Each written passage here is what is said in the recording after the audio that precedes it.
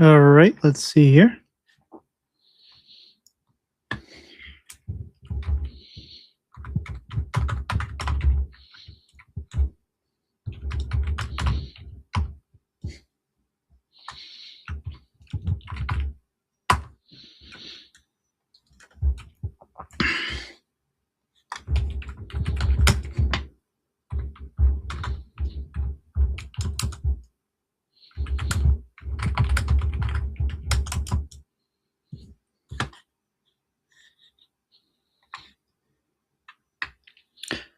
All right, let's see here.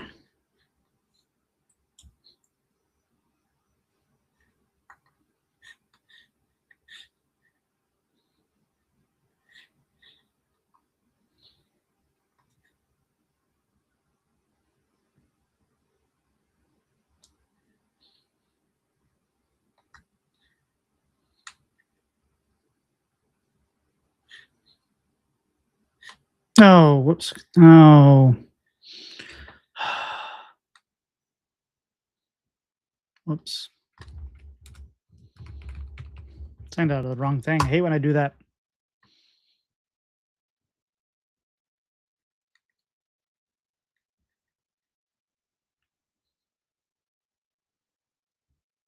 Okay.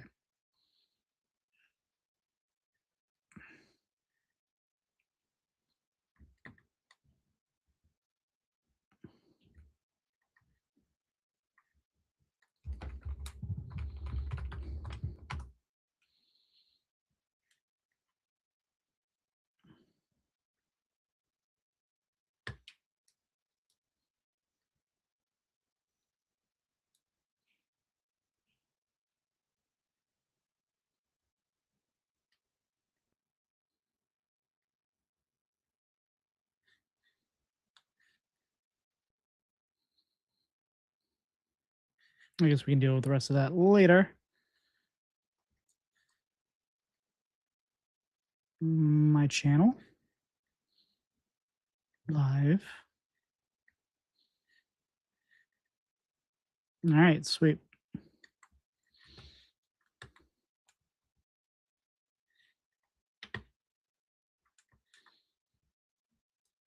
Hey, Tars, how are you? Or should I call you Senjin's Shield Master? We're doing good. How are you? Oops, lost the show notes there.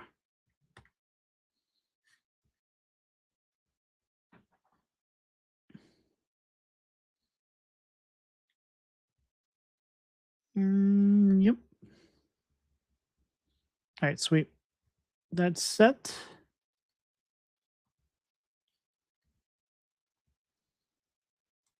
Let's bring this over here. Let's bring this over here.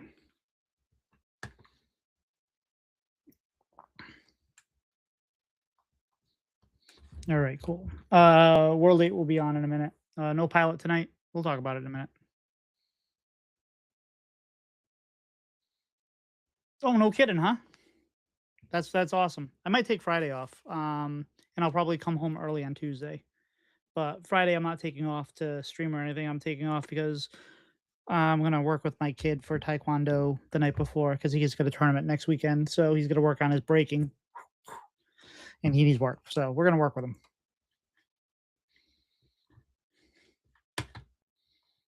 But I'm very much looking forward to Tuesday, and we'll talk all about that.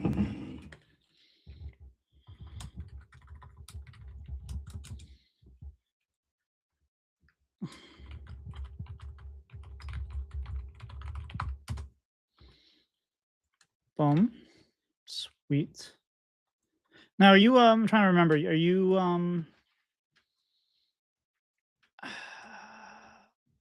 are you like local? Are you America time? Are you Europe time?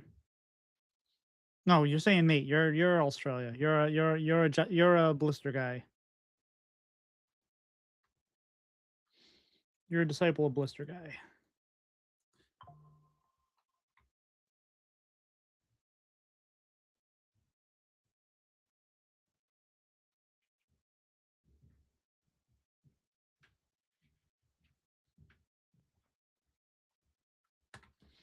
All right, sweet. I think we're set there.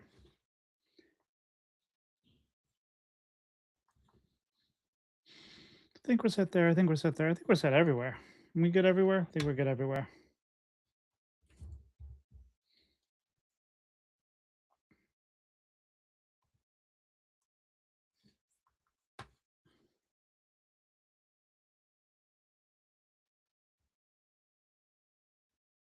Oh, very nice. Very nice.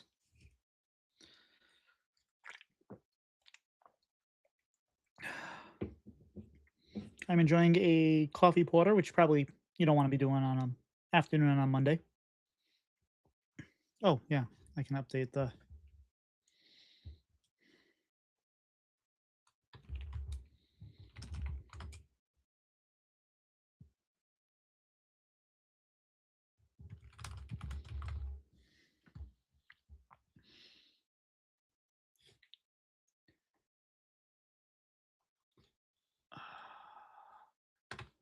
We're just waiting on our guest, WorldEight, who should be here any moment.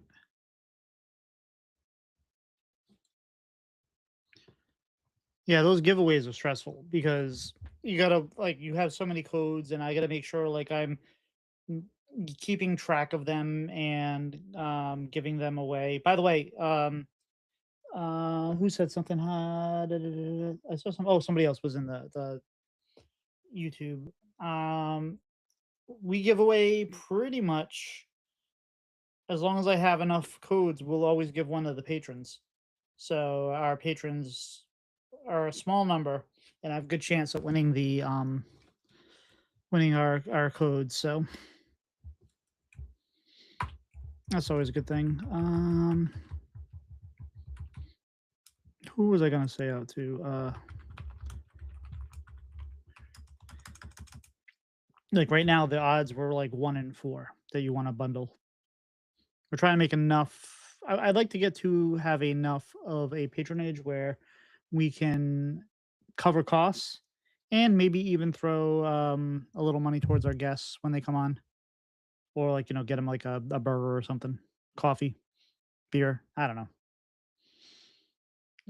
Shit, I just remembered. I was just going to do my shout out promos, and then I forgot who else I was gonna shout out promo. There was something else. Oh yeah. I'll put that up here though.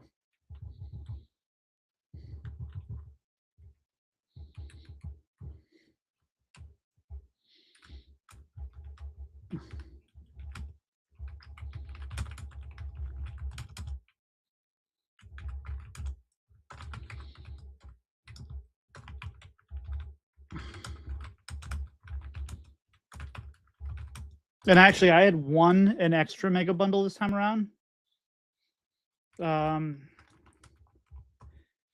So we had a whole thing in the Discord for the God, words are hard, for the theory crafting, and they said, hey, we want to have a contest, and the top 3 advertisements for their stream would get an extra bundle. And I had a shorts promo that I did where I was kind of like a used car salesman, and that got me an extra mega bundle, which I was able to give away. So that was nice. WorldEight, how are you?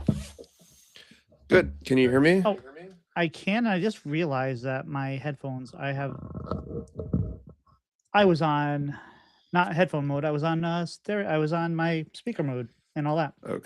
Okay. Yeah. It's been a bit of a battle tonight with this microphone. Oh yeah? Yeah, it's all right. Did you record today? No, you couldn't because we haven't recorded stuff, in a long time. Yeah. There's a war. So yeah, we haven't been able to do much content because it's you don't know if he's gonna have to go into a bunker half an hour in.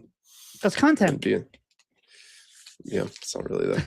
You know what I mean? Yeah, no, trust me. I am given what I do, I'm well aware of what's going on.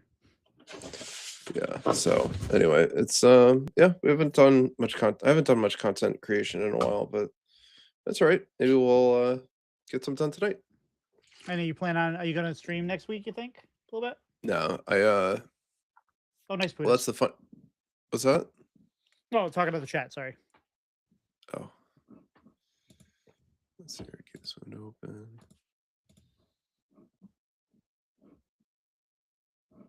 There's chat. I can't see chat. Oh, there's chat. We have chat here, and we also have chat on YouTube, but no one really goes and talks in the YouTube yet. Oh, okay, cool. Yeah, I'd love to. Well, we can just jump into it if you want. And sure. Start chatting. Yep. Nope. I'm good. You're good to go. Let's see everything. All right. Let me just pull up the music and let's do the thing. Let's see. We're live. Let's turn the volume down and let's do.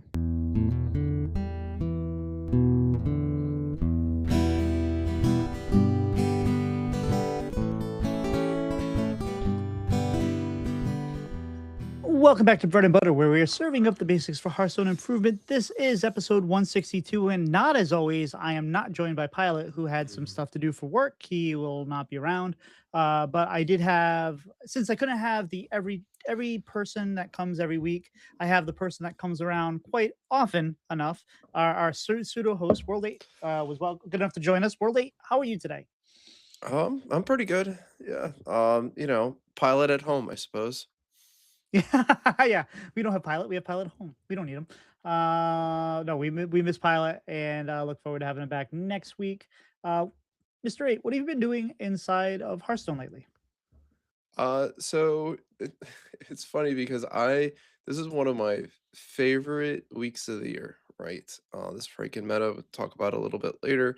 There's also a Tavern Brawl. I've really been enjoying these pre-release Tavern Brawls since they introduced them. I forget, maybe it was like Great Dark Beyond or something like that. I just like playing with all the new cards, this weaker format, but at the same time, and this has been consistent for, I don't know, like 2 years now. These expansion weeks are like the busiest work weeks of the year for me. Like it hits 3 times. It's not because they don't line up to like quarters, right? Like they don't line up to like quarterly goals and stuff like that. Like just whatever it is, like this everything outside of the game has just been like really, really busy. And sometimes busy is good, but it's a little frustrating because I wanted to be playing a lot more Hearthstone this week than I have. So I only really got 3 Tavern Brawl runs in, which definitely disappointing. I know people have done like a dozen of them, and I have plenty of tickets. But yeah, I did 3 Tavern Brawl runs. I got my 6-0. We'll talk about that a little bit later. And I also have been playing a little bit of the Franken meta. It's been some interesting changes. There's changes in Wild too, but I haven't touched it yet.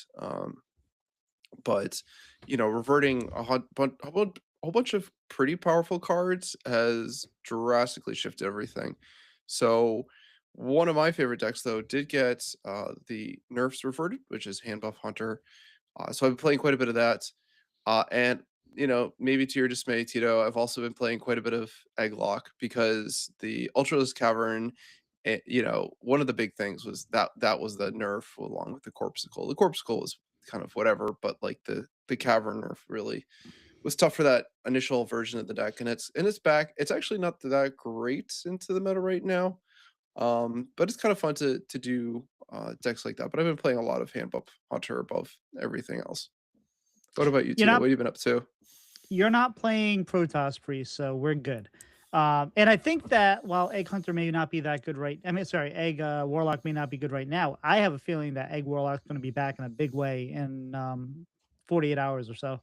And I don't know how I feel about that, but it's fine. It's as long as we'll see how it goes. We're not making any judgments right now. We're just very excited for the new thing.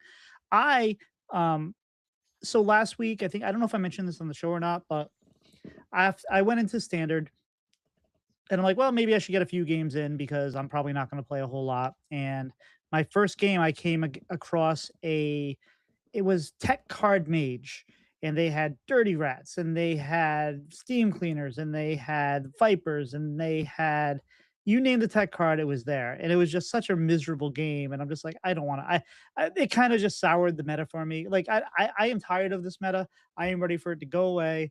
I am looking forward to the new meta. So I had zero interest in getting into the Franken meta. I know it's like one of your favorite times, but I'm just like, I don't want to see Elise. I don't want to see Ziliax. I don't want to see, any of that. So I was just like, you know what?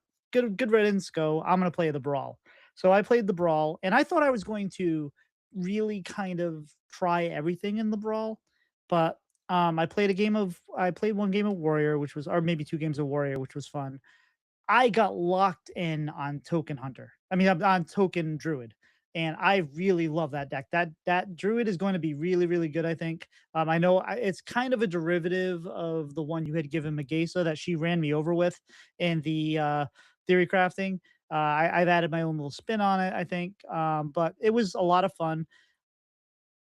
I had 10 wins in a row with it, but I had two 5-1 runs because my 10 wins were between a loss, 5 wins, and a loss.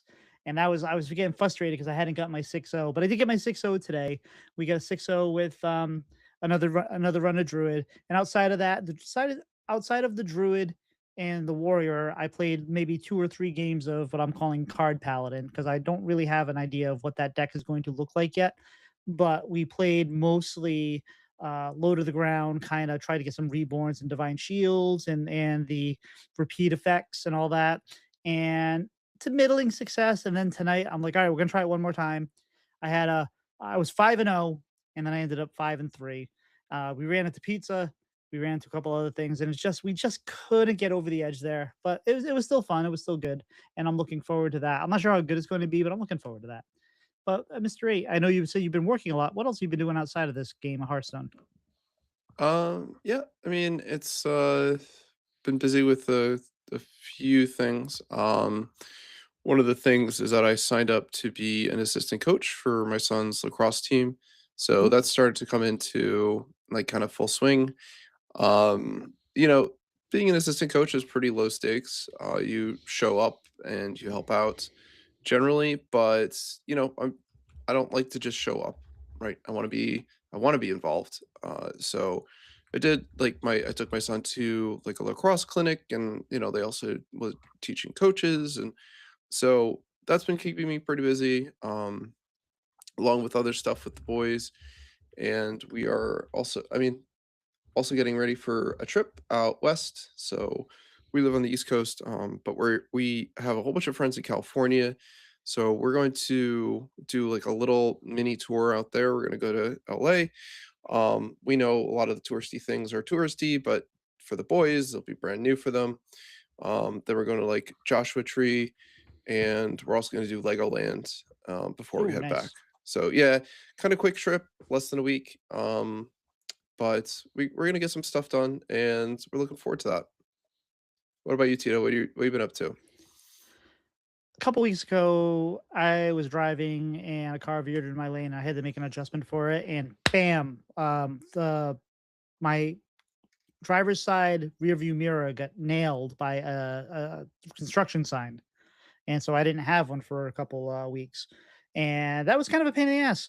But replaced that today. Got one from the dump. Got the right, not the dump, but the scrapyard. Got the right color. It looks slightly different. Like I think it may be in like a 2019 instead of the 2018. But everything, whenever you do these things, it always goes problematic. There's always something that goes wrong.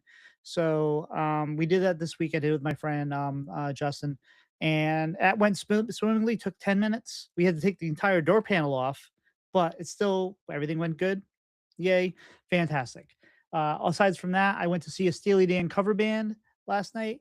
Now I'm 50. I'm an old guy, but I was probably one of the youngest persons there by like 15 years.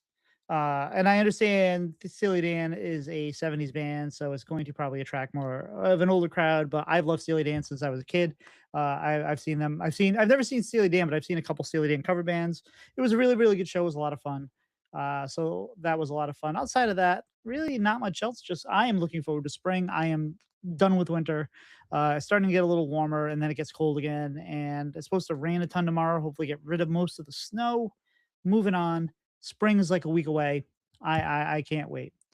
But World 8, did you catch any of the Masters Tour qualifiers this weekend? No, I didn't, and I really wanted to.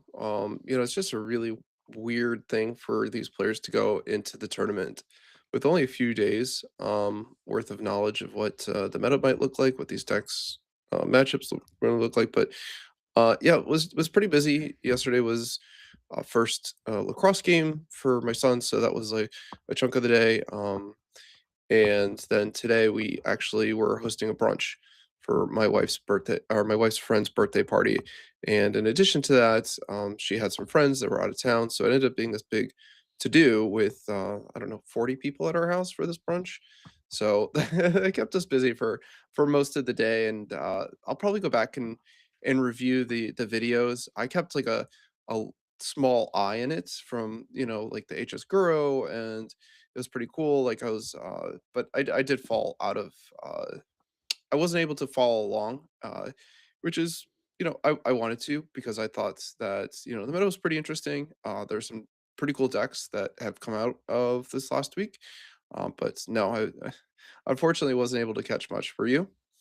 I caught a little bit of it, and I actually love the fact that they only had 3 days to work on this. And I know that's probably super stressful for them and whatnot, but I love when it's like, okay, it's not the same deck you've been playing for the last like 3 months. It's like you have to kind of like, what am I going to bring? Things have changed. I think it's interesting. I know it's probably not fair to the opponent, the competitors, but at the same point, as a viewer, I love seeing this stuff. And we saw some wacky decks. I didn't catch a ton of it, but I did see like a couple warrior mirrors, which is what it is. And they had Quasar Rogue, and I saw a couple really good games of Copy Druid, Owl Druid, and stuff like that. So it kind of is nice to see a lot of these decks come back as a last hurrah. I know I'm tired of them, but the fact that I wasn't playing against them and it was just they were out there and see it was good. We saw some starships back again. I heard people talking about Zerg. It was like, okay, we're back to this kind of stuff. What's going on? But it's gone now. Like, okay, it's done. Tomorrow's the last day. Obviously, you can play a little bit on Tuesday, but tomorrow's the last day of all this stuff, and we get new decks. I can't wait. I'm excited. But the one thing I thought was interesting was there was a lot of names. I only recognized a couple of the names that made it through. There were 4 qualifiers for each reason. Um, I don't believe in spoilers for esports. It happens. This is not like if you miss a Celtic game, the news isn't going to be like, "Hey, spoilers! The Celtics won." So I believe in the same kind of thing. So, but feel free to skip ahead a minute if you want. But for the APAC, Vision, GYU, Quan Wu, and Brain Piece won. In EU it was Maverick, Nick Drake. I saw some of his games. Method 4S and Murray. And in America, we have Lucas Emenask, Jikik, Nature, and Grimaldi. Normally, it's harder to pronounce the APAC names, but I think it's harder to pronounce the American names this time around. I don't recognize anybody outside of like GYU and Nick. Really, I don't think so. It's nice to see a lot of new names, Albert. What do you think? Like, do you think a lot of new names are good for the game, or do you think that it's better to have kind of a mix of new names and old names? What are your thoughts on that? So we also have to remember that a number of these the players that we would recognize as names don't they have other ways to get to the Masters Tour, points, things like that. And a tournament like a Swiss tournament can be very unforgiving, right? Even if you're a terrific player, you can lose 2 matches and then you're out of it. It's a long day. Luck can be against you. You could run into an opponent with like just the worst lineup that you can imagine. So, for anyone that's played like a series of tournaments like THL, oftentimes we're pretty happy to like, I've played a whole bunch. Tito, you've played a whole bunch. Like if I end the season with like a 60 or 70% win rate, like I'm pretty happy with that. Right. But going into the Swiss here and getting into the top 8, you need to hit like an 80% plus win rate, right? So a lot of times we do see some names here. Q is pretty well known. Vision, I know. A little less known is probably Method. I think he's pretty well known. Otherwise, it's not too well known. I think the most important thing to note about the America with these 4 players that made it, they're all from Brazil, and they all had Mhm. the same lineup. They all had Armor DH, Hydration Druid, Imbue Hunter, and Egglock. All of them. So, that is some tournament prep right there. To know going in, we are identifying they're specifically targeting Cliff Dive DH here, leaving that up when they can. I'm not sure what the secondary target is, but that's definitely the primary target is Cliff Dive DH with this lineup. Just like tons and tons of armor game, or you just randomly, or you glacial shard them with Imbue Hunter on 6, killed them on 7. They're just all strong matchups. The Egglock matchups not great, but you know, some really good prep here from the Americas field. So is very dominated. There's 2 more players in the top 8 from Brazil with the same lineup, right? So the Brazilians just took the field with this one in Americas, which is cool to see, right? Like you mentioned, you only have a few days of prep, but yeah, they really just cut through the field with a very decisive strategy here. Yep, absolutely. And it shows you how a lot of these players they work together and they come up with the good lineups. That's why you'll even see like McBannerface and other players in the top 8. They work together and they bring maybe not the same lineup, but very close to the same lineups. I know I saw Baby Bear and John Bray who were both in the and they both dropped out at 2-2. Baby Bear was complaining about the Cliff Dive Demon Hunter. She's like, I'm so tired of seeing Cliff Dive Demon Hunter. And John Bray was like, well, what did you bring? She's like, Cliff Dive Demon Hunter.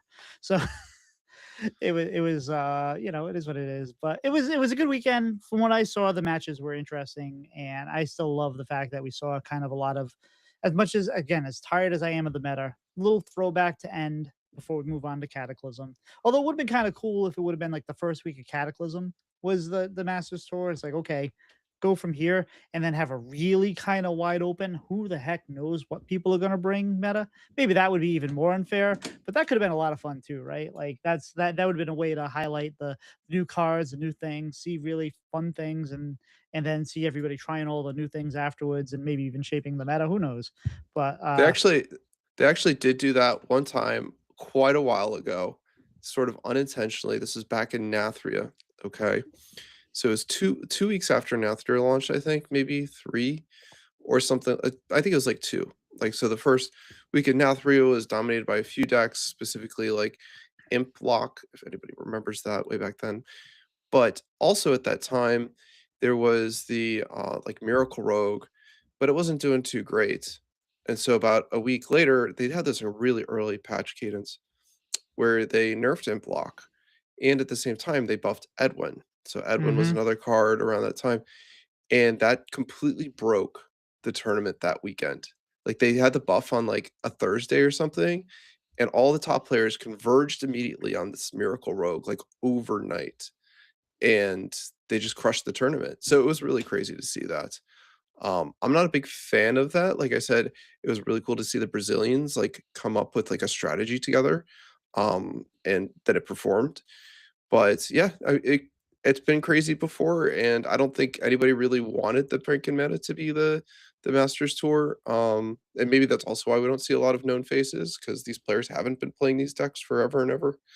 But yeah, I think it's awesome that they just keep rolling through it. Really excited to see an early Worlds this year with BlizzCon. I think that's really cool too. Uh, it's a good time for Hearthstone esports and looking really positive going forward for. But what wouldn't you like to see? I again, if I'd rather instead of seeing the Franken meta, I would have rather seen week 1 or week 2 of Cataclysm, and just like it would have been who knows what we're bringing, right? And it's like we don't have enough data to really get anything. It's just what's Yeah, good. and I also actually now that you mentioned, I remember back they had something back in like March of the Lich King, right? It was like 3 weeks in or something, and they were and like Death Knight was popular but bad. And so they told Yeah. all of the I think they told all of the players that they had to bring Death Knight. Am I remembering this No, correctly? they didn't have to bring Death Knight. They if they brought Death Knight, it could not be banned. Oh, couldn't be banned, right? But nobody brought it anyway. Right. There was just kind of I that was think. before. Well, because they were so gun shy after the launch of the Demon Hunter that they really kind of like came out soft on the Death Knight launch, and they wanted to promote it, but Mhm. like they were so scared of it being the same thing as Demon Hunter, so they just were very cautious. And eventually they Yeah. buffed things and got it there, but yeah, no, they were like, please play Death Knight, and everyone's like, nah, I'm good, thanks, bro. Yeah.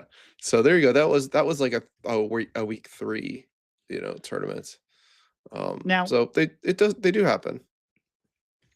so speaking of Death Knight, the pre-release brawl was interesting in how they came out and they said, "Hey, we're gonna nerf."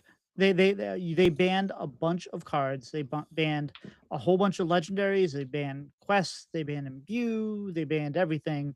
And what that leads is to water finds this level, and there's always going to be some deck that rises to the top. And in this case, especially for the free to play players, because the whales like us, we're going to play, the new cards because we get the bundles and whatever. But the players that are just trying to grind out cards, they find the best deck that they can with little to no new cards and play it. And this time it was Frost DK, and didn't take like, so the day 1 and 2 Frost DK was really really strong, and then they nerfed a bunch of cards, excuse me, they banned a bunch of cards, and we don't have to go through the whole list, but they banned a bunch of cards to kind of obsolete that deck and 1 or 2 others, which then led to the rise of Rogue for another day. But then I think it kind of balanced out. I feel like over the last few days it felt very balanced. I didn't really feel like I saw, there were some decks I didn't see a lot of, but I didn't really feel like I was seeing the same thing over and over again. I know people were complaining. This is really hard to like. I have no qualms with them nerfing things or banning things, and this is a really weird and hard thing to balance, given that everything's changing and we have no idea what the players are going to play with and all that. So, I think they did a good job with this. I actually thought this was probably the most fun pre-release brawl to date. Everything it was a good mix of things. We weren't seeing a lot of the old cards. I don't know. I liked it. What'd you think, World 8? Well, like I said, I only got 3 runs in. Um, what was my first run? I was playing. I opened up some good stuff for Dragon Hunter actually, and I was like, all right, sure, yeah, cool. I got the Magma. I got a pair of the new face dragon guys, right? Forget their name. I was like, ah, this is cool. Like this seems like a powerful archetype. And I got like 3 wins. I just got run over by Death Knight. Right? Like that was a good deck. And going 3-3, maybe you can guess how many times I was on the coin. It's a number bigger than 2, and it's smaller than 4. So it just felt like, 7.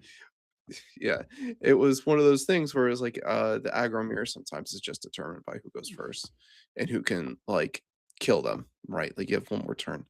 So that was painful.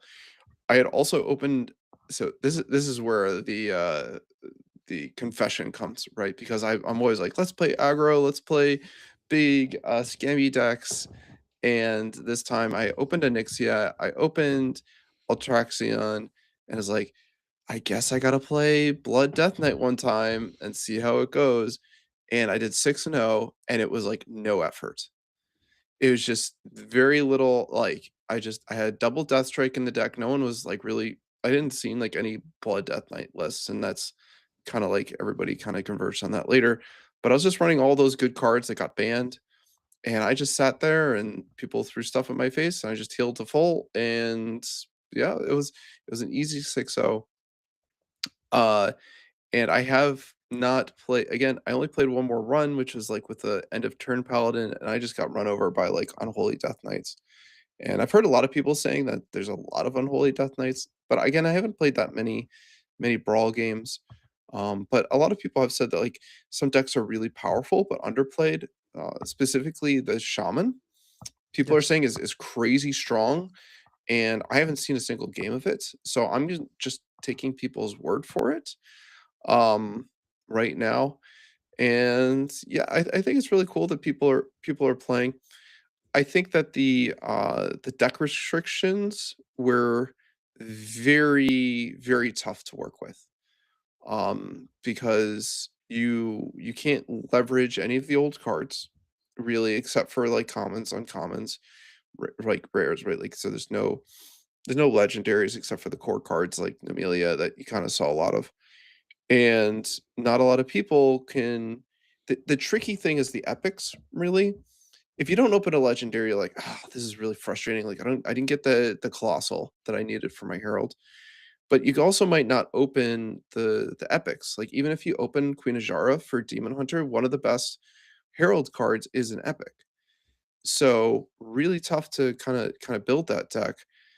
Was of the opinion that I think they're getting to a really good format here.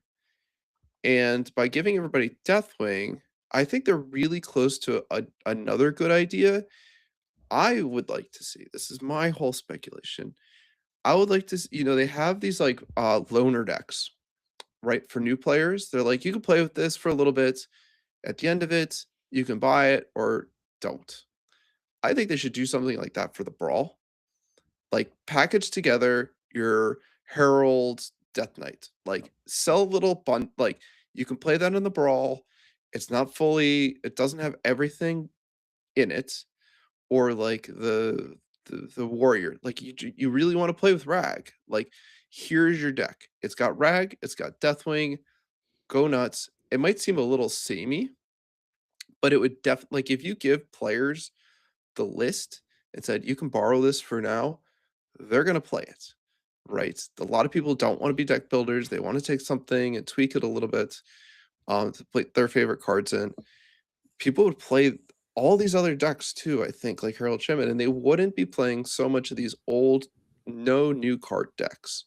I think you'd see a lot more diversity in the format if they promoted the new cards even more by doing something like what they did with Deathwing. That's what I think would be a pretty cool idea. No idea. Like I don't think they would ever do that unless they were listening to Bread and Butter podcast, which would be pretty cool. But some do. Yeah, some do. So maybe we'll see that. Yeah. So I think it's great that they're trying to highlight the new cards, but it's really tricky if you're only working with like the few. Maybe a lot of people didn't. If they don't buy the Mega Bundle, they have not much to work with, if anything at all. Hi, Nick. Hi, Lana. What I would like to see is actually, what if we did it a little differently? What if you get to pick a class and you get all the cards for the expansion for the class, or That's maybe cool you got too.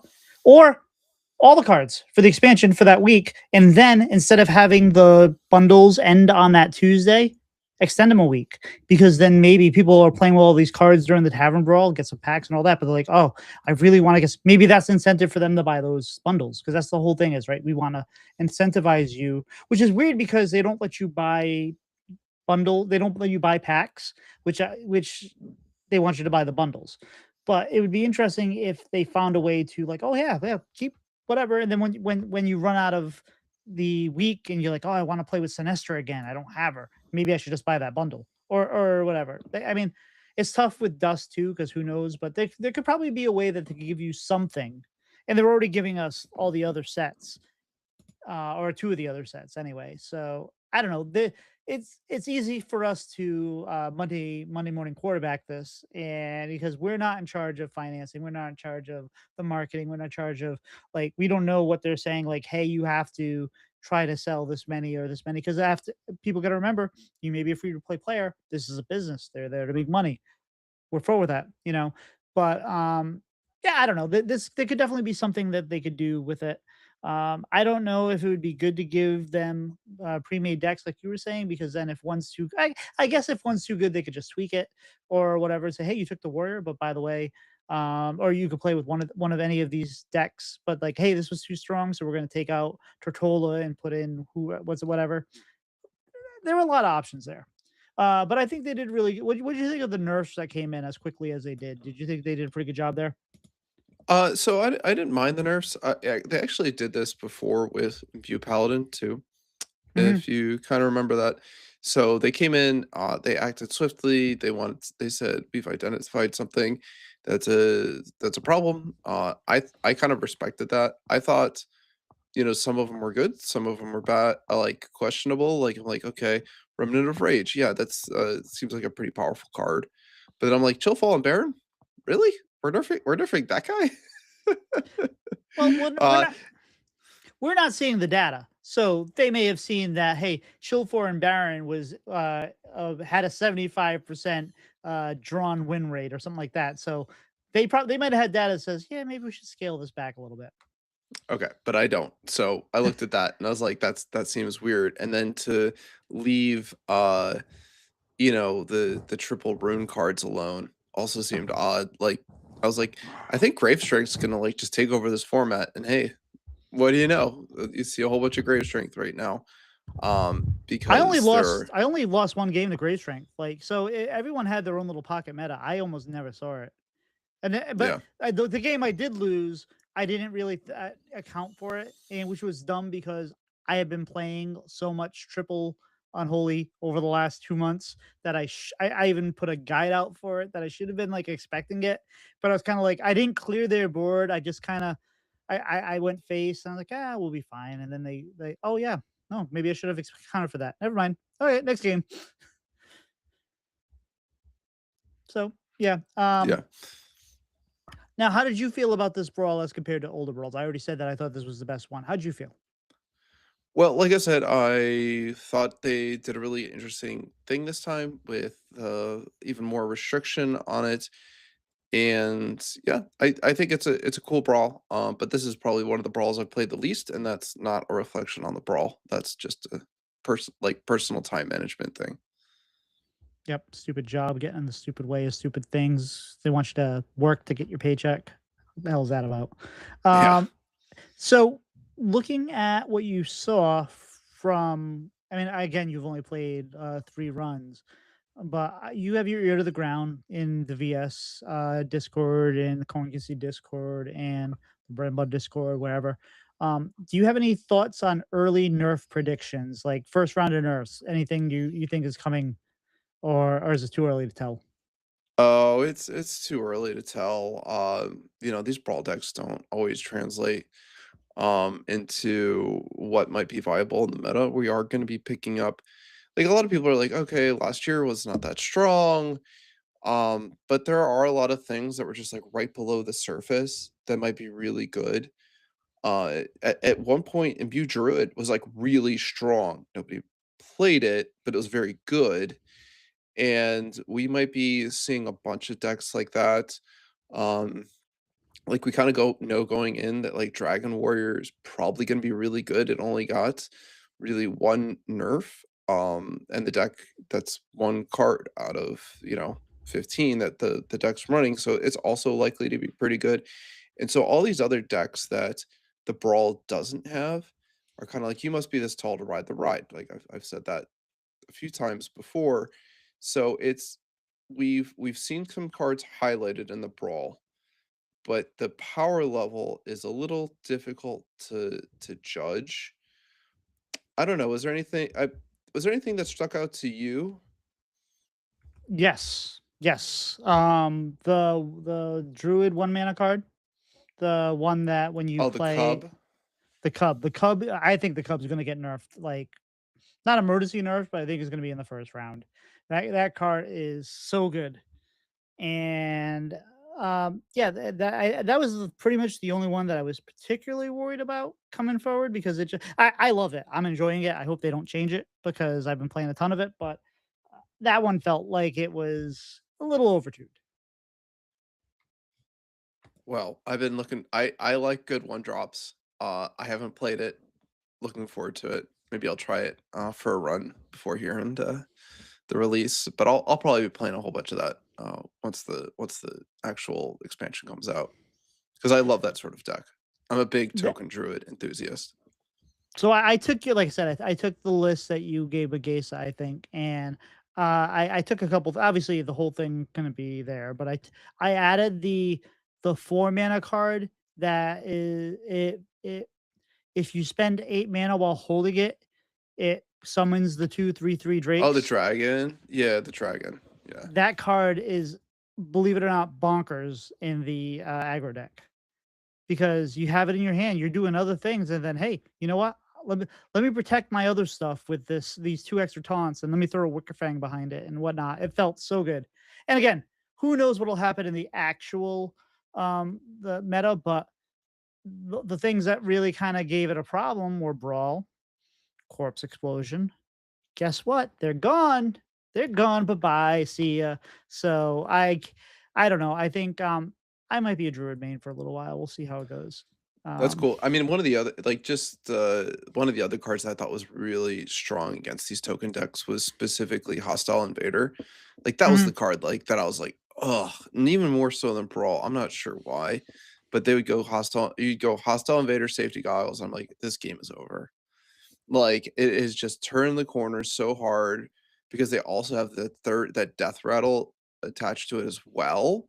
So even if you're like, I've got another wave, and they're like, nope, I'm just gonna do 2 damage AoE again. And so yeah, there's a lot less AoE. So these token decks do have a lot more potential to get out of control. And I think that what you're saying about the taunts is very underrated in an aggressive deck. Hiding your attack stuff behind a taunt is kind of silly. It's almost like how we treat it in MMOs, right? Like you have your DPS, you have your tank's sitting there taking all the hits, and the DPS goes nuts, right? Like this is not that different. Where you're like, I'm gonna make big fat taunts and I'm gonna go face and I'm gonna win this race. I think the other MVP, and I don't know if they're gonna. I don't think it needs to be nerfed, but that's really really strong. Is the O2 egg that every turn it ticks up your whelp inside of it +1/+1, because that gets out of hand real quick. It becomes a problem, and you have to deal with it. And otherwise, you just get this issue of hey, yeah, I have to kill it. 'Cause especially once you buff it and you start attacking with it, then they have to deal with it. Then another minion drops out of it. It feels really really good.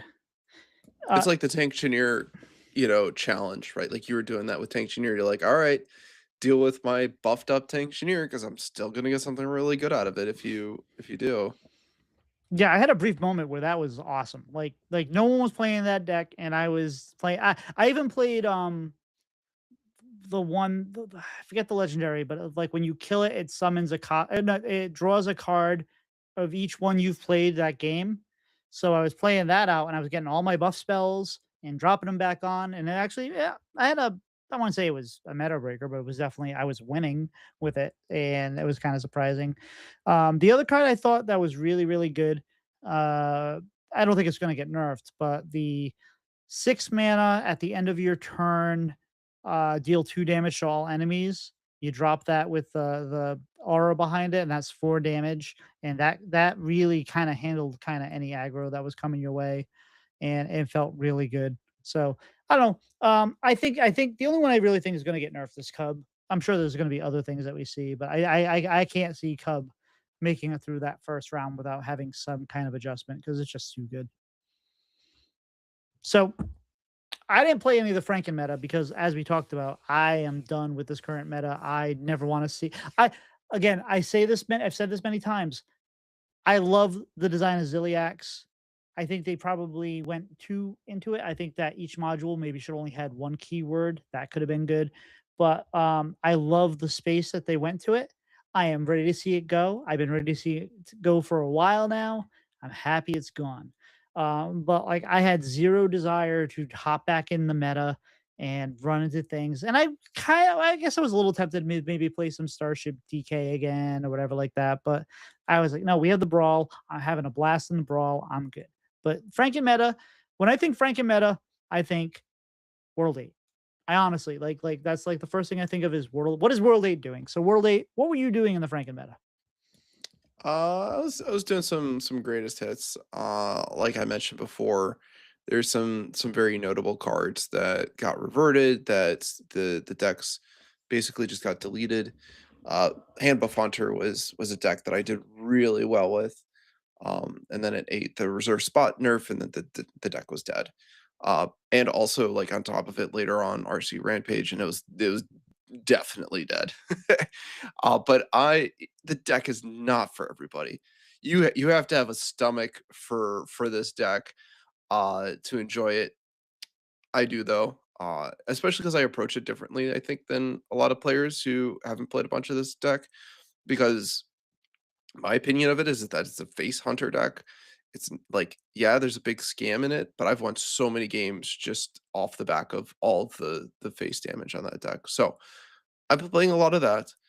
I also mentioned that the Egglock, the old build with the Ultras Caverns, very good. Doesn't perform that great because there are some other things that got reverted. The Zerg package, specifically spawning pools revert, is a big deal.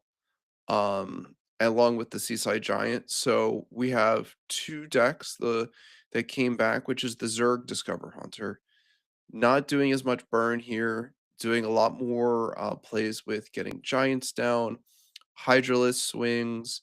You're seeing a much more aggressive Discover Hunter, like even more so than like seeing the sisters and just bouncing the sisters. This is way more proactive. And then the other one that came out of it was Location Warlock, which was a deck we were running quite a while back. And it also suffered terribly from the Ultralisk Cavern nerf. It's a very good deck. It's kind of a classic. If you haven't seen it for whatever reason, it's a summon a bunch of 8/8s on the board. Your opponent deals with maybe two of them, and then you finish them off with a bunch of face damage from Corpsicle and Horizon's Edge. Pretty cool deck. I played a whole lot of that deck back when it was good but not popular because I tend to play these decks when they're good, not popular. The big boogeyman of the Franken meta, though, is Cliff Dive Demon Hunter.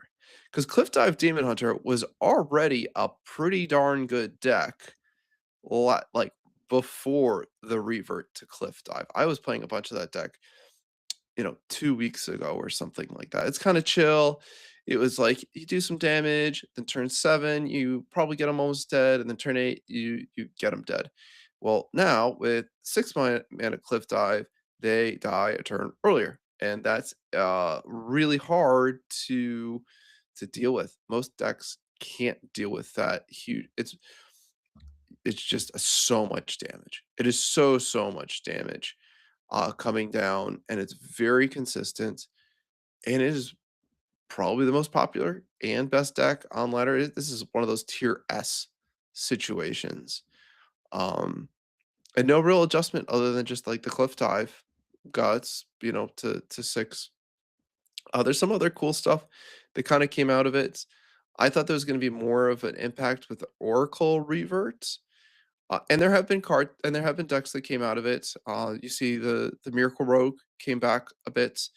But another cool deck that kind of arose out of this is Spell Damage Shaman, which uses the reverted Malted Magma, plus things like Lava Flow, which does damage 3 times.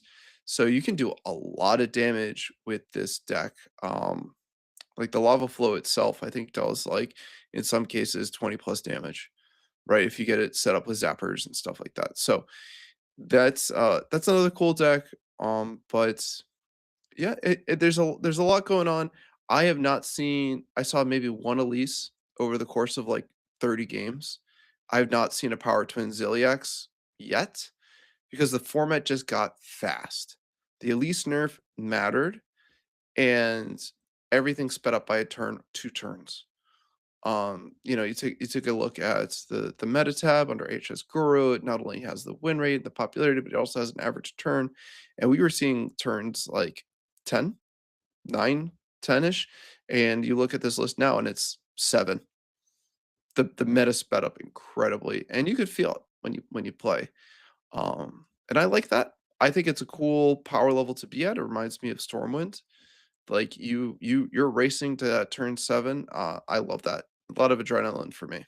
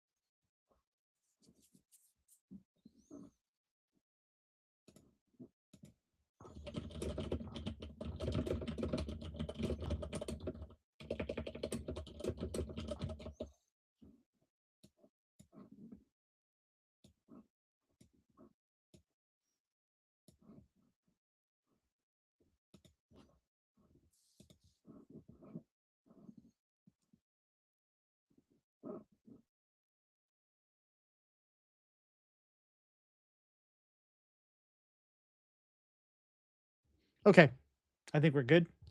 I think we ran into a little something there.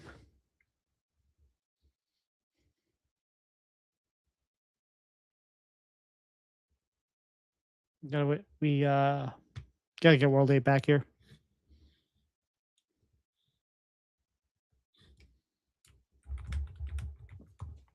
Hello. Okay, I can hear you now. I'm sorry for that. Oh no, I think it was on my end. So, what was the last thing Okay. you heard? Oh, well, I ended it speaking, and then I saw you talking. Yeah, I Okay, just talked about the Franken meta, and then yeah, I then saw I you went on a speaking. spiel. So I was saying, the Death Knight, excuse me, the Demon Hunter, the Cliff Dive Demon Hunter, was always really good. It has always been really good, but it was had a very low play rate up until this last week, and everyone's kind of coming back because it's even better than it was before. You know, tier one, if people are tired of it, they won't even play it. But tier S, they will play it because they're trying to get as many wins as possible. Um, I had zero desire to play the Franken meta, like I said before. It's like I just I'm so normally I'm very positive, but I just had zero desire to see anything that might come back. I wanted to see the new stuff. And I get kind of spoiled because once you do the theory crafting and you play with the new cards, it becomes so much more difficult to want to go back and be punched in the face by Ziliax or whatever it might be. So I get that I get that that wasn't happening as much because this format sped up. But at the same point, I'm just like I'd rather do the brawl. The brawl is fun. And again, I thought I was going to play all the different classes in the brawl, and it didn't. Maybe I will tomorrow, but I'm done with this current meta. I can't wait for the new thing. So I'm glad you enjoy the Franken meta and people like you have fun with it, and I will never yuck somebody's yum, but I am ready for it to go away, and I cannot wait for Tuesday. You have any final thoughts on the Franken meta before we talk about our main topic? No, not really. I kind of wish they had reverted more. You know, I should be grateful for what they did. But there are cards that, I play a bunch of Wild, and like specifically Sigil of Skydiving would have made a big deal in Wild if that was reverted, or an adjusted Zarimi. Ooh. Like first original Zarimi had it. That deck was broken in Wild. Like it was crazy. Like OTKs on 4, 5, that kind of thing. But you could have come up with something in between there and what we have. Specifically, you do want to go back to the summons. So those two cards in particular, I would have loved to have seen the sigil just completely reverted, and then I would have loved to have seen something with Zarimi so that you have some motivation to do Dragon Priest and Wild. Other than that, yeah, I think the Franken meta is fun, and it's definitely not for everybody. So I guess it's good for 1 week, but I would have signed up for more. Understood. Well, maybe they can do that in Twist. Oh wait, I'm sorry. Twist is dead. So you had the idea of talking about preparing for an expansion, and I kind of extended it to being not just an expansion, but also like a rotation, because this is like the biggest kind of change we're going to see. When we get the next one in a few months, it'll be different, but it won't be as drastic as it is now. So, Worldy, what do you typically do when we hit a rotation or a new set? How do you prepare? Yeah, so good question.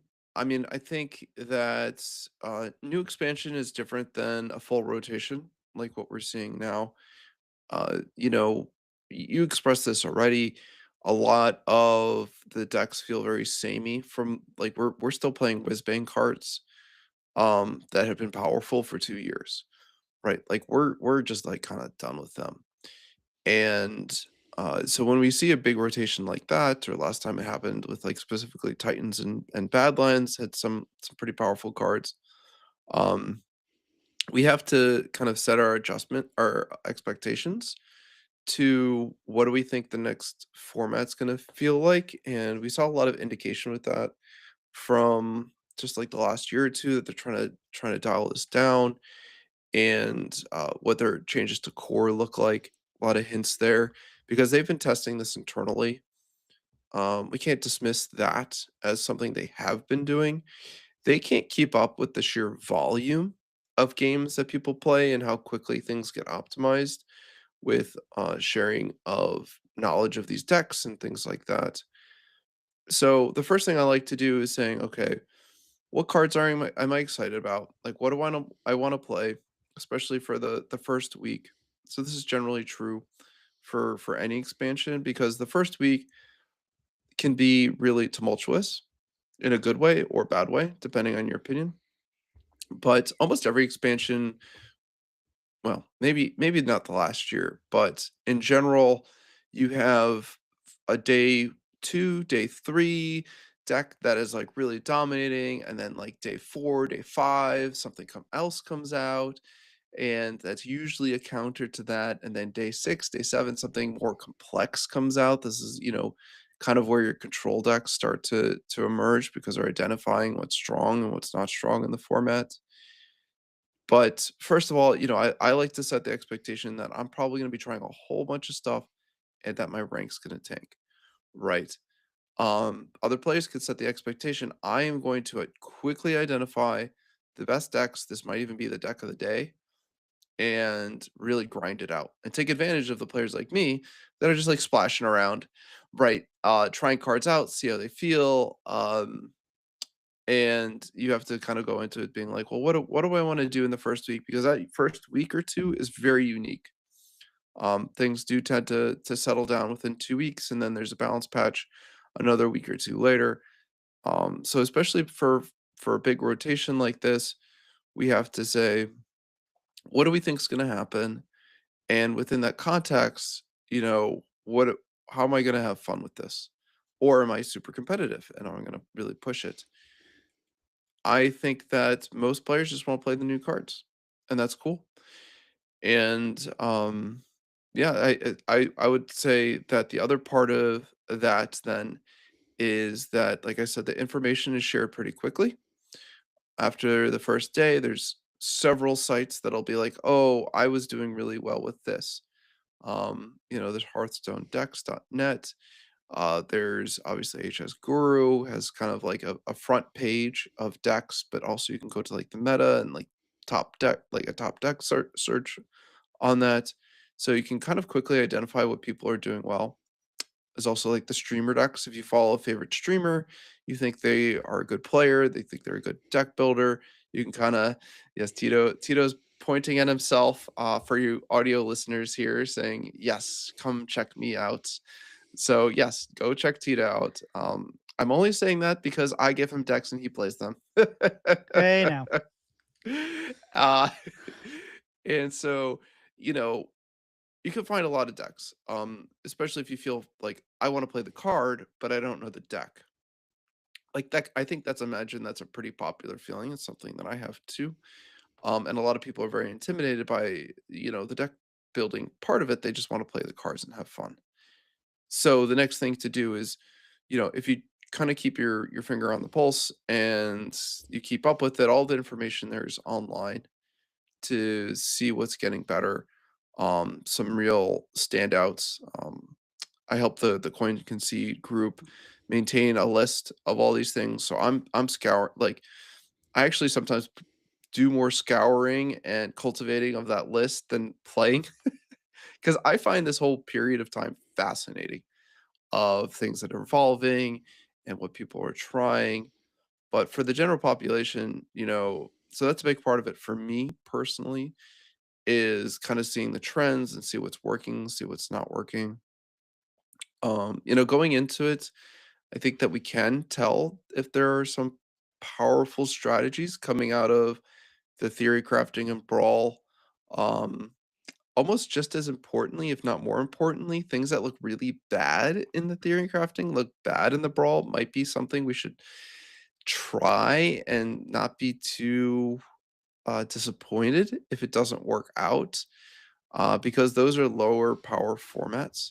So if they don't shine there, they probably don't have a good chance. But I'll focus on the cards I want to build, the decks I want to build. It's great to be able to like kind of theory craft on my own independently. I have probably like 2 or 3 decks that I'm like what I would call like day 1 decks, maybe day 2 or 3 because my work and such. But That's all, they're all lined up, and the first few days are the best time for them to shine.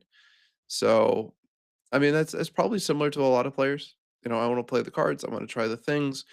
If it works, doesn't work, like this is a brand new thing. It's gonna feel very fresh. The whole thing is it's gonna take about a week or two. It does settle.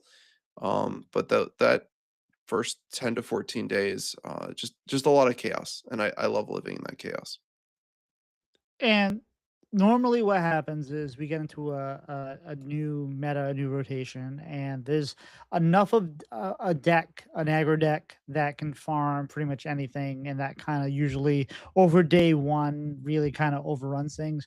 And I think the only deck that exists right now that is really carrying forward is Dragon Warrior. And I think that can be beaten by a lot of the stuff that it's a good deck, but I think it's not going to be like the dominant thing that overruns everything. Maybe I'm wrong. So I'm not as afraid of that as I usually am. And it does come down. So WorldEight said, "Hey, I'm going to play a lot of decks. I know my rank's going to suffer," and that's something that you have to come to grips with. Do you want to find the best deck and play and work on your rank? That's fine.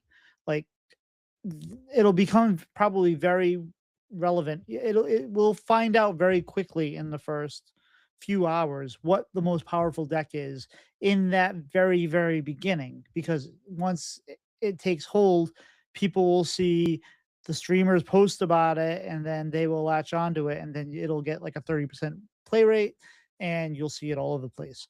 That just kind of happens. Do not panic when you start losing to the same deck over and over again, because that's only going to last until Tic Tac comes out and makes his control priest that deals with it. And everyone's playing that. And then WorldEight comes out with the drum druid, and everyone's beating that and whatnot. So there is an ebb and flow to all this.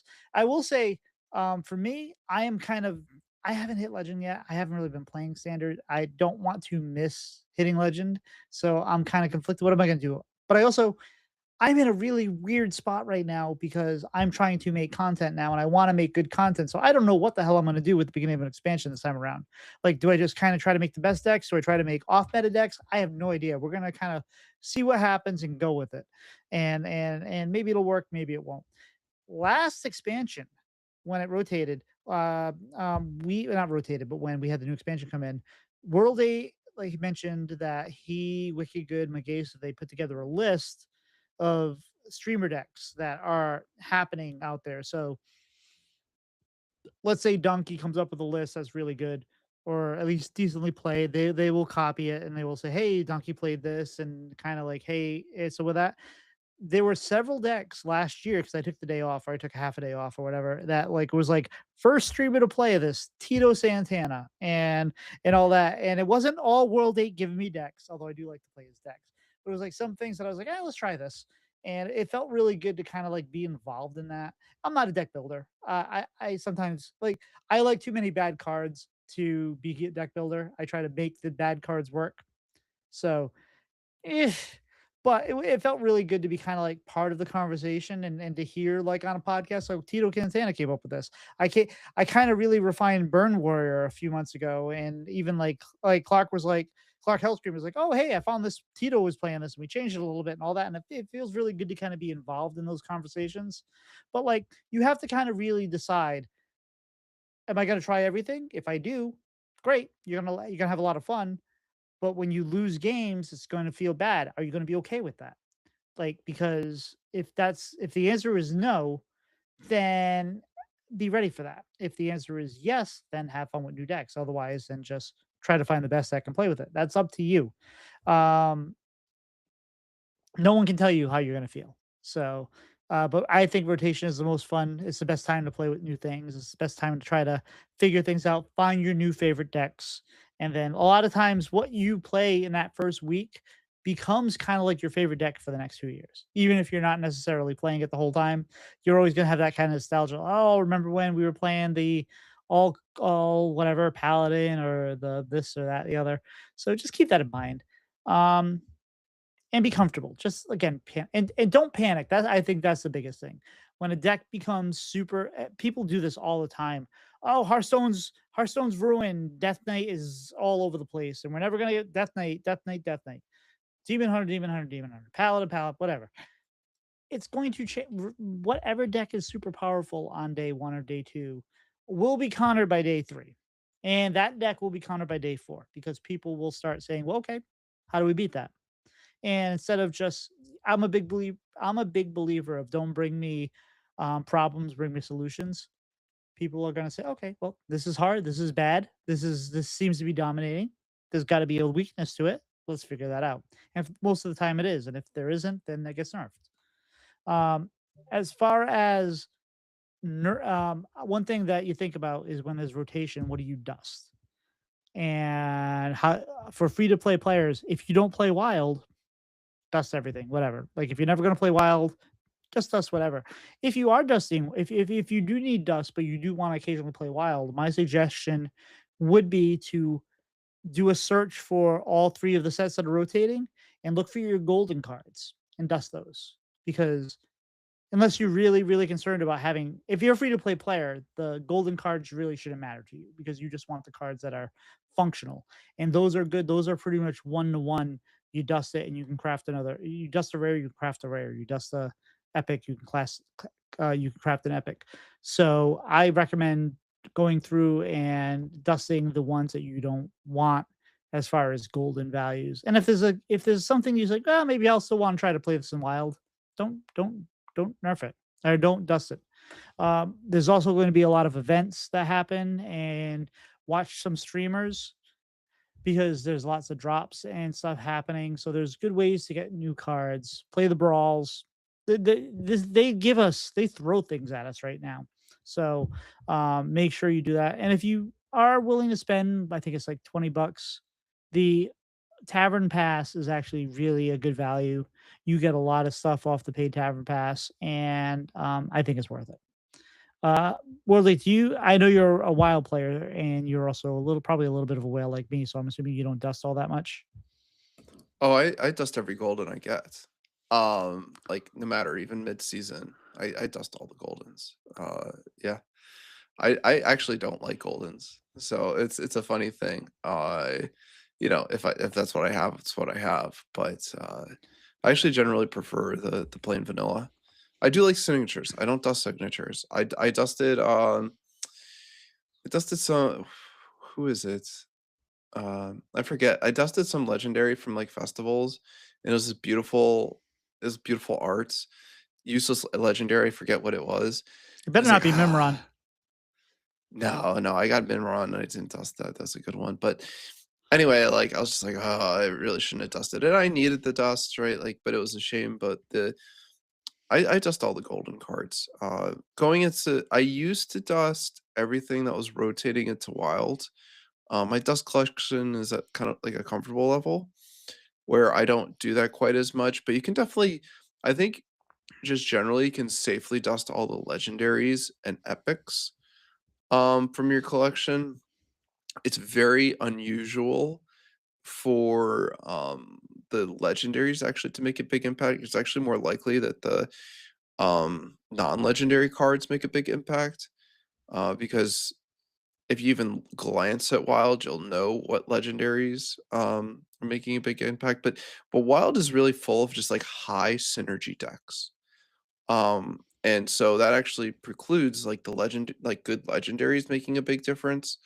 It's all about like honestly mostly rares, commons and rares that like just have super high synergy with each other. So in terms of dust collection, I would say probably safely dust your legendaries and epics. Epics just because they're still worth a chunk of change. But don't feel like you have to go through and dust every common and rare. Like I think it's not worth the time effort unless you're really tight on dust. Yep, I agree. And again, it's hard for us to say because I think we were at the point where, I think I could not get a bundle for the next year and a half, 2 years, and craft every card after I spend my gold on packs, whatever like that. So I've been playing since beta, so I have all the dust in the world. I don't usually hit the button because I do have a fairly sizable wild collection. I don't have the whole thing, but we have. I never think about if I feel like, hey, let's craft this deck in golden. I can craft a deck in golden. So we definitely live that lifestyle. Don't at me. So I will say one thing to think about is that this meta is going to be different than the last couple years. So if you start playing and all of a sudden you feel like you're losing all the time, maybe you're just not comfortable with the change in the meta. Don't panic. Like it's just like things are different. Like it's no longer a from hand kind of meta and it's more of a board based kind of meta. And we'll see how it evolves. But like if all of a sudden you're like, hey, I was playing Discover Hunter, this was great. Now all of a sudden I don't know what's going on. I seem to be losing games. We'll help you. Listen to the show. We'll help you figure it out. And just don't panic because it's definitely going to be different than it has been over the last, I would say, even a couple years. Any thoughts on that, Mr. Eight? Yeah, no, I think it is going to be different. They made a very conscious effort with core this year to trim out a lot of AoE. That's going to make things like these board bait decks, especially a lot of the lower to the ground ones, to feel comfortable. And like you mentioned, the druid one can really snowball and get out of control. So you do have to combat that pretty quickly. The other thing that that tends to lead to, and kind of the colossals are, is that we're gonna have these really big swing turns defined by these legendaries, which is good or bad, up to you. Once your opponent plays their Alcure, huge swing there, or any of the other Herald Colossals that have like been juiced up over the course of the game. So I think we're gonna see a lot more big swing turns again. There are some other things that are gonna you won't might not notice right away, but are kind of a big deal. Is there's a lot less rush. There's overall a lot less discover. There's a lot less draw. A lot of things that we kind of take for granted as to like, oh, we're just gonna have like endless amounts of stuff to do. Um, I think a lot of decks are gonna start to feel like a little bit of a squeeze. Um, and it's gonna be like you have to make a conscious effort to find some reload. That's not gonna be true for every deck, but again, with the removal of high efficiency AoEs, like the control decks are gonna feel that. Um, you also mentioned less from hand damage. So generally, yeah, I can't really think of any combo decks that are just gonna go like bonk, you're dead. Uh, Mage. there's maybe, yeah, there's mage, but there's not too many, right? And mage has a very questionable survival package to get to that point.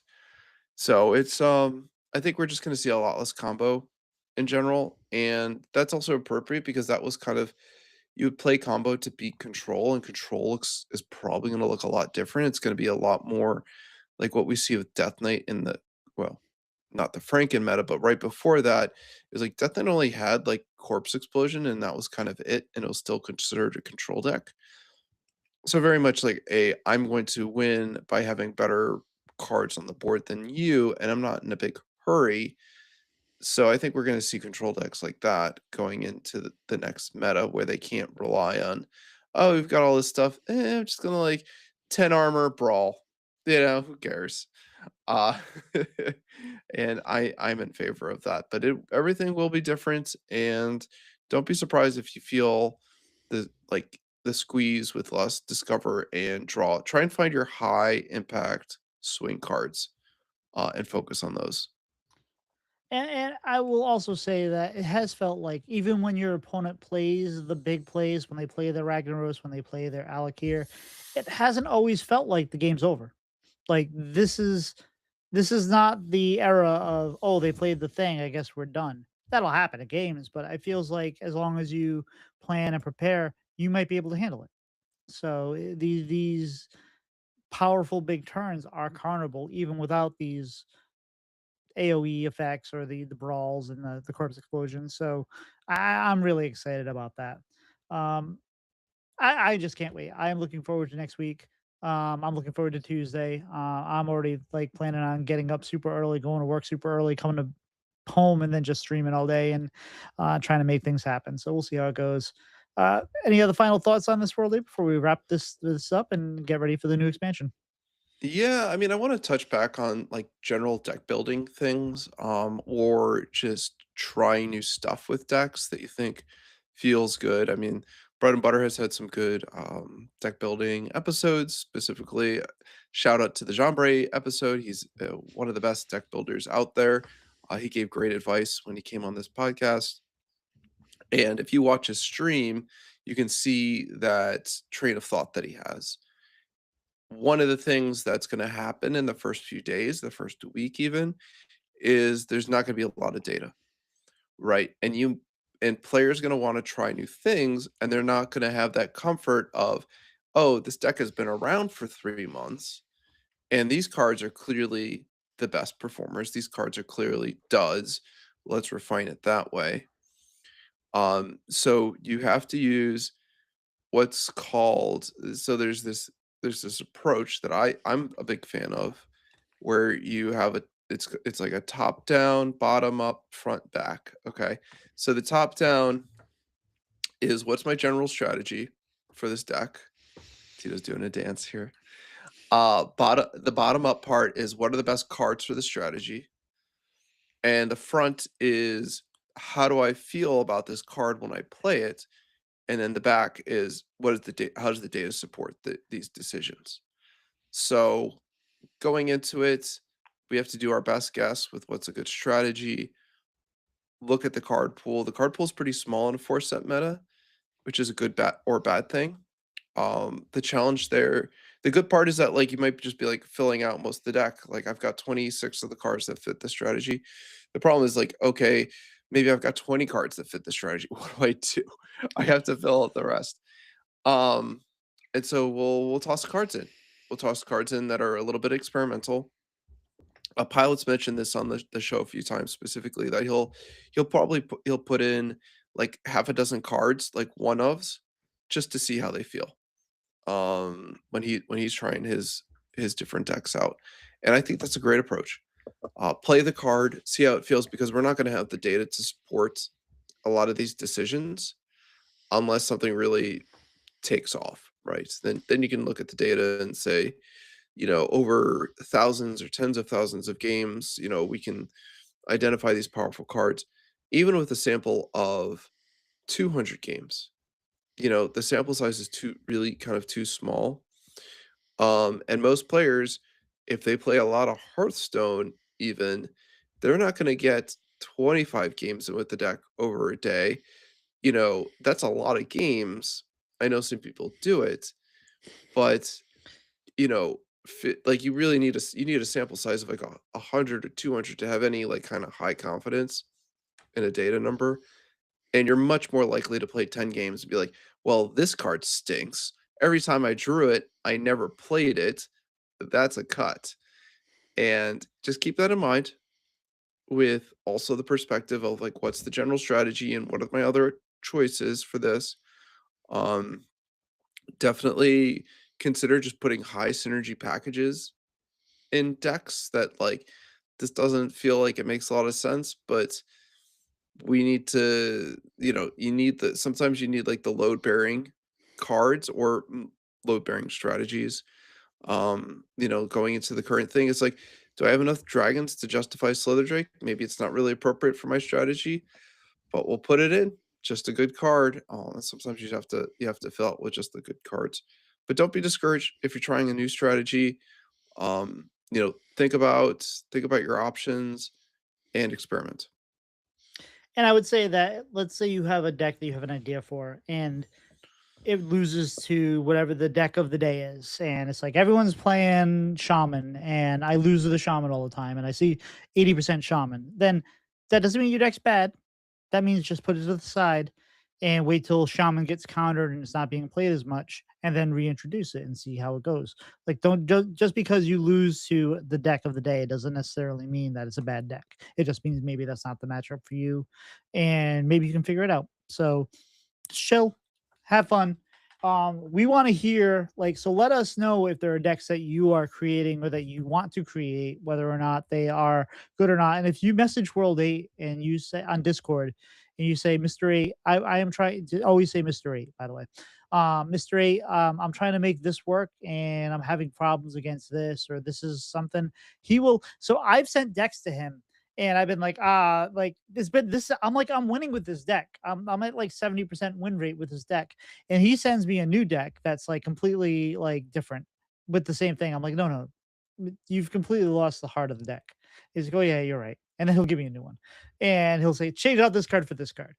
No, he's good advice, and he is very willing to talk about decks. So either reach out to him in like the Coin Can Discord, the Vicious Indit Discord, or just write on Discord directly to him. He'll definitely at least look at what you're doing, and maybe we can make it so busy that he's like, I don't have time for everybody.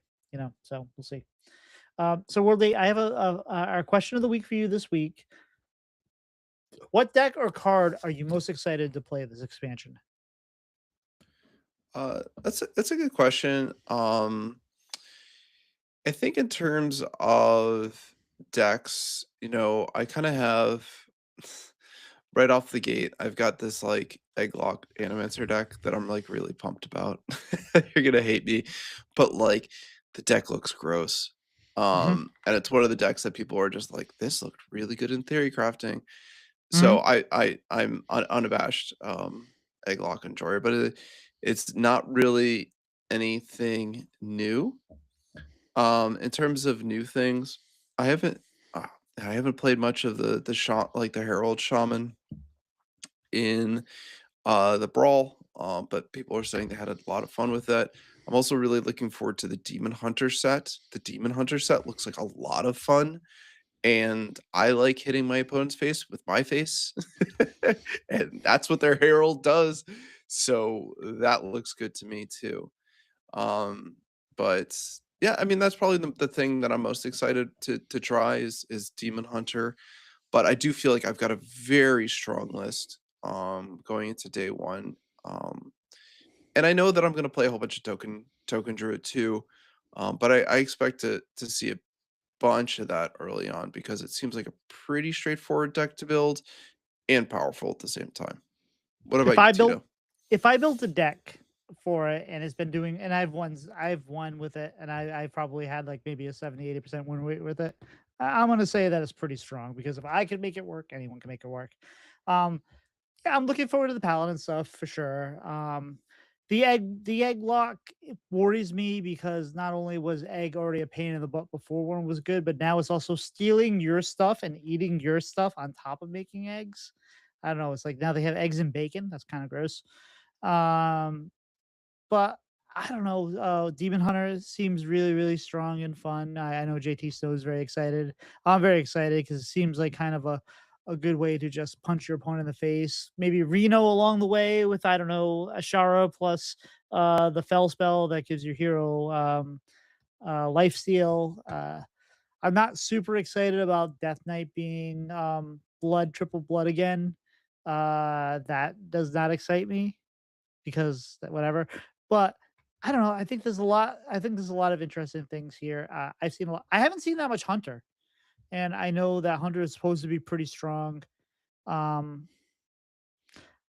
I'm excited for the token druid early on. I'm excited to see the. I'm not necessarily super excited to play more aura paladin, but like I really like the whole concept of the end of turn paladin, and maybe even some kind of a buff paladin where you're maybe not necessarily going full in on the end of turn stuff, but you're buffing the guy that gives you the dragon that it summons on top of the thing and a hand buffs. Yeah, I'm looking forward to trying everything. And I don't know what my Black Rock and Roll or Rye Hunter is going to be this time around. It's probably Varanoff or whatever his name is, because that's the card that has the same feeling, right? It's like a card that's going to do a thing that's going to be too slow, and it's always going to feel like it's almost there. I'm so close. It's just right there, and it's never you never get there. But I will play the heck out of that card. because I think there's potential there and it's not, and it's going to make me sad, but I'm going to try it anyway. So that's probably the new Rye Cleaver. Uh, but yeah, no, I'm excited for everything, and I'm looking forward to just getting out there and playing all the things. I love your list that you guys make because it's just like, oh, let's try this. Oh, let's tweak this. Let's try this, and it just makes for a good day. Sometimes I'm like, hey, where's the list? You're like, yeah, we're gonna do it. I got to work. Um, so any final thoughts before we wrap this show up? Yeah, I mean, well, good call out about the hunter. That also seems pretty cool. They got a really strong set. So, yeah, we'll definitely be trying that too. But yeah, I think just going over everything, we can see like a lot of changes this week, a lot of churn. Probably the same thing when the expansion comes out. Like I said, just set expectations about what you want to do. Try and find the fun. Don't get too frustrated if you're getting run down by aggro. That usually gets that usually it gets checked by something, and that population tends to dwindle. So don't be afraid to try some new strategies, try some new stuff. Be bold. Maybe you lose a whole bunch of games. Maybe you go 80% and you found the next thing, and you let me know, and I'll put it on the board. Fantastic. Well, if you'd like to support the show, you can do so by joining our Patreon over at patreon.com/bread and butter HS. You get access to the raw audio early. You get access to a members channel on Discord. You get to help shape future questions. We also have often exclusive giveaways. In fact, this time, patron Torby Flenderson won a mega bundle. So congratulations, Torby, and we appreciate you. We have a new patron this week with Warmac. Warmac, glad to have you. Welcome to the bakery. We love having it. If you'd like to help us in a non-financial way, you can let people know about the show. Let us know how we're doing. Give us a 5-star review. Again, we run an obelisk scheme here. We don't expect you to tell 2 people. Just tell one person that you like the show, and they should listen because that helps us. And you can also find Bread and Butter on YouTube. Bread and Butter is at Bread and Butter HS, and we usually post the VOD of the show and some clips and whatnot. So love to have you follows there. WorldEight, where can people find you on social media if they want to get some deck advice or send you some decks? The place I spend the most time is still Discord, WorldEight. That's all letters. Yeah, you can try and send me a DM, friend request, that kind of thing. I'm actually pretty open to those things. Might quickly block you if it's inappropriate or kind of crazy. Who knows? But I'm usually pretty open to talking Hearthstone. I love talking Hearthstone.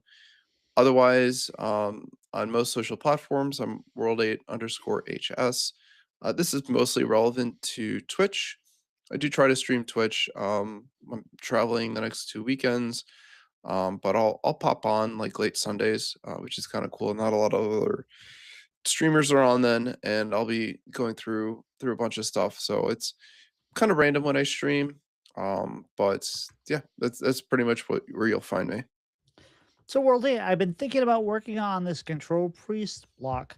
So you can find me at titosantanahs on Twitter, Twitch, YouTube, TikTok, Blue Sky, and plenty of other things. I have been making a lot more YouTube content, so I would love to have your follows there. We and also any suggestions you have. I may not listen to them, but I will listen to them and go from there. We're trying to really kind of ramp that up, and it's been a lot of fun. It's been a lot of work, but it's been a lot of fun. And you can find Pylet 712 on Twitter, Blue Sky, and Discord. Worldy, anybody like to shout out or anything you like to promote this week? I think I want to actually shout out my son's lacrosse league, which is kind of weird. It's because we're in an area where it's not that popular. Because we're kind of in the middle of like farmland and such. There are other areas that are like maybe half an hour away where it's pretty popular.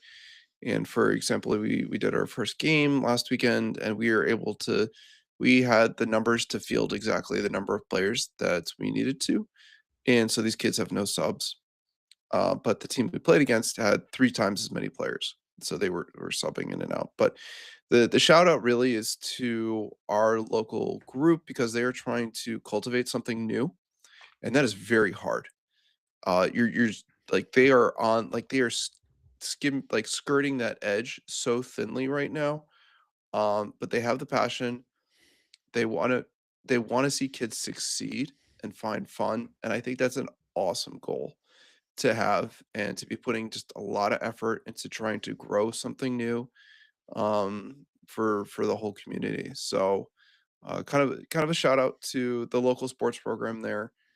Even though I'm not typically a big sports guy, I have full belief that, athletic leagues can be really, really good for our kids. Absolutely. And I'm going to shout out first off, anyone that is wants to play Hearthstone, but is I was just thinking about Zacho, anyone that's impacted by the conflict that's going on right now, or any conflict that's been going on for years or whatnot. Hopefully everything ends soon and ends up favorably for everybody. To stay safe if you're out there in a kind of an impacted area.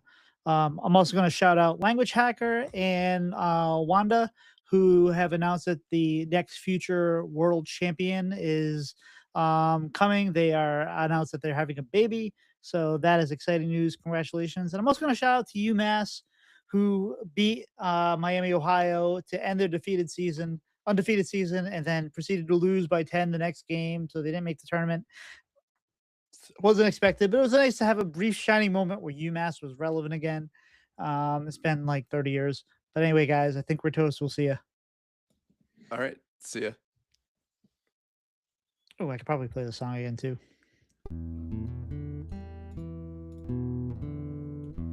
Normally I forget to do this. I just put it in post, but I love that you can hear it now too, because it never used to be. Yeah, I that's used to have cool. problems with that. Two brothers meet one another when they slide. And I think that's enough of that. All right, cool. Well, everybody, thank you for hanging out. It's been great. Hope you enjoyed the show. Next week we have Gamer RVG. So we'll be talking Gamer Nice. RVG about the new meta and getting to know him a little bit. So yeah. Yeah, he's a good player. Yeah, I mean, I've got some. He's very, very competitive. So you run into him on ladder, and it's no holds bar, right? But that's good. That's expected. Anything you'd like me to ask him next week? I mean, I'd probably ask him like tournament questions, like what was his like favorite tournament that he played in, or you've asked that sort of stuff before, but I think it's always interesting, especially like the war stories, right? Like, oh, I was playing in this and I was totally sweating it.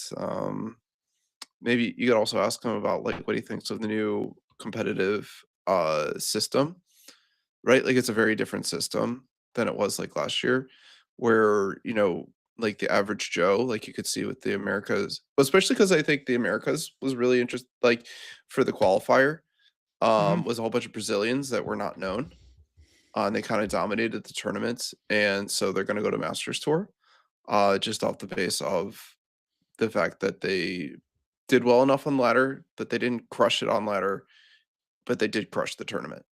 Like they proved that they had the tournament savvy to get through it, which I always thought was pretty cool in THL. Like you had some really tough players in THL that aren't always like, the top players on ladder. Like I think it's like Nice Jewish Owl. Like he's a really tough opponent in THL, but he's not knocking him, but like he's not like top 50 on ladder. He's a good player, but very intimidating to play against him in THL because he's gonna get a good lineup. So anyway, I would ask him, just like tournament questions, but specifically like I guess those two things, like any like really interesting stories, or what do you think of the new formats? Because I know you've asked that both of those questions before, but it's a different player, different perspective. Yep. We have kind of a stable of questions that we tend to rotate through, but like, yeah, absolutely. I just figured if there's anything you want to know, like, hey, why do you always play Dirty Red against me or something? I'm not gonna go into too much, but every time I'm on ladder against him, he tends to use his emotes a lot more than I would expect someone of his Caliber. caliber to do. yeah, I don't know why he does that. But I'm Uh, not gonna sweat him on that one. no, I'm a big believer in the Barry Sanders method. Like act like you've been there before. Yeah. Because So Barry Sanders used to just hand the ref the football and move on instead of big celebrations and the thing. So I think the same thing. oh Like you don't need yeah. to. So Oh, you're saying that that is as the opposite of that. yeah. Barry Sanders was Yeah, all yeah, business. He yeah. was like, It, This is not a big deal. I win all the time. Here's the football. Let's move on. I don't need to dance in the end zone." you may not. So the streamers tend to have like flashy avatars. Like you look at like No Hands Gamer, and he's got like the premium stuff that he's playing, like the skin, like the Cthulhu skin or the Ragnaros skin, right? But he's kind of the exception. Generally, if in top like 50, top 100, everybody's playing the stock garage. Like they're playing the out of the box picture with like if they've got the gold card back, they're playing the gold card back. If they don't have the gold card back, they're just playing the Hearthstone card back. Like it is so fascinating. We're in like the top 1,000 and people have got pets and people have got all the bling, but the more competitive you get, actually the inverse happens where the more like it looks like a basic, they just created an account.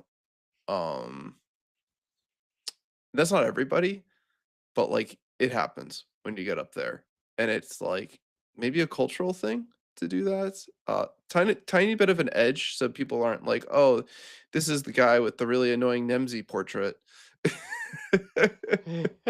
This is just another Goldan. I don't know who they are. Annoying Nemzi portrait is an oxymoron. Yeah, so but anyway, Love Nemzi. the um I think you get my point. It's kind of I do. interesting once you get top to the very top, and then you see all these like really plain portraits. Well, we'll probably start seeing people show the new legend card back because that's kind of be a little novel. So we'll see if that happens. Because Oh you know yeah, they're I gonna got have a a new new. legend. I guess I got a brawl card back. I should make a favorite.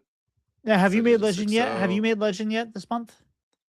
Yeah, I got a pretty early legend. Oh, okay, because then next month you can get the new legend card back because it's not valid until there's like a new one every year, I think now that they're going to start Oh, doing. that's cool. Yeah, I'm in for it. I still think that if you get legend, you should get a legendary the next month when you open that little chest. I think that'd be Yeah, really cool. that's always weird. It's like I get the packs, but then it's like, hey, here's some rares and commons. Like, I don't care. Like, Yeah, why I am I don't care. getting But if this? if I got a random legendary, might care. I think that'd be pretty cool. I think you should get a chance at some of the stuff that comes from the Darkmoon Fair. I don't like to promote that at all. I don't either. So But if you have if there's a chance that by becoming a legend player, you get a chance at getting some of those skins. yeah, I think it's a shame that the skins in particular are tucked away in there. I agree. Um, The new Deathwing skin is amazing. yeah, but I don't know. Oh, I don't spend the money on it. I definitely we if you've listened to the podcast, you've heard us. We're not a fan of that either. But like, I would love to still have the skin. I'm just not going to pay for it. Yeah. Well, Oh, think I it'd would be pay for interesting it. I would pay for it if it was like I could buy it, yeah, but we Yeah. can't. or like So- a pet. Like, where's my $20 pet? How about a pet? Hey, you could. I honestly really think that I don't know why they don't do this. Every expansion, if you complete all the achievements, you get a pet. That's a tough thing to do. Right. It's like Those it's not like it's achievements a are free thing. hard. You have to work for it, and I think that's a good idea. Like, hey, you complete all the achievements, you get a pet. That That'd I be think cool. should be done. That'd be really I- cool, actually. But yeah, I don't think most players have tried to do those achievements. They're ridiculous. Some of them you get like, well, like Oh you have no, a game and like you're 90% of them are just like, oh, you get them along the way, you pick it up. It's like, oh, well, did you spend like did you cast like 20 outcast cards? It's like, okay, yeah, sure I did. But then it was like, did you cast 5 outcast cards in the same turn? And you're like, what? And it all has to be unranked too. So there's also So- a new Get Legend 6 time achievements. If you didn't notice, 300 points, and it says reward will be determined later. I didn't Okay, notice. cool. Yeah, I didn't know about that either. Interesting, Pudis. All right, well, I am going to go to bed because I am getting up early the next couple days so I can play more Hearthstone. Nice. Yeah, I actually still have to clean up from this party, and we're getting close to midnight here. Midnight for you. It's midnight for me. What time? Where are you? I always think you're West Coast. I'm in East Coast. Okay. I don't know why I always think you're West Coast. No, Probably because you can't play till 10. I'm in the greater Philly area. I just like, you remember that meme that you said, or it was like work and sleep and something else, and it's like the guy's holding the sign is like, where do I Yep. put video games? And it slides right into sleep. Yep. You said that one, right? I forget. Yep. That's a good one. Yeah, Though. no. It's like that's how I interact. Is like, all right, I have to eat up an hour of sleep tonight to play some Hearthstone, and that's what it's gonna be. Nope. Sometimes I go to bed at 1, I get up at 4 or 5 and go to work. So, I do it to myself. Eventually it'll Oh, go sleep, should I play Civilization 7? Is that in a good place now? I heard bad things about it for a while. I've loved it. It's not it's definitely different than 6, but they've just made a huge patch which I've only played half a game in the new patch, but all the pros are like, "Hey, they finally fixed Civ 7." Cool. So I can send you a video about it too if you want. I have one that's. There's still no strategic view though, right? What do you mean strategic view? Like 5 and 6 both had like you could click a button and then it looks like it just hexes. You never use that? Yeah, I did a little bit. No, Do you know but what I'm talking about? Yeah, I know what you're talking about. I think that was, like, with live the in yields and stuff. strategic mode. Yeah. I mean, You could do all have the a same lot of- stuff. They might have what you want, but I'm not positive. Yeah, see, the thing is I'm on a Mac. Oh, Like I'm I don't sorry. have like a game. Well, no, but like it was totally fine to be in strategic mode. Like didn't require like there's no high graphics requirement, right? Because it looks like a chessboard. And so you could switch back and look at all the pretty graphics, but I play entire games just in strategic mode because it's really quick. You're like, dude, and you can like glance at things and be like, this is my armies and this is what my cities look like, right? Like you can imagine it's like really easy to doesn't look that great, but it's easy to that's what strategic mode, like you can understand everything like very quickly. And 5 and 6 actually looked pretty as much as that mode could. So I don't think they have it in 7 yet, which is a No, bummer. but 7, like when you run 7, it like my fan is like. Yeah. So I don't even know if I could really run it without it like completely dying, but I'll try it. And then I'll have no sleep. I'll have no sleep ever. I'm setting myself up for failure here. Most Friday nights I stream Civilization, so stop by if you want me to check. If you want me to show you something, I can try to show you something. Yeah, my challenge is that my nights are already pretty busy, especially Fridays. It's tough. I'm just saying I can show you something if you want to see it. I will. I'll check it out. I promise. All right. Well, you guys, everybody out there, have a great night. Thank you for being here. We'll have the episode out on probably by tomorrow night. Wow. But I don't think I'm cool.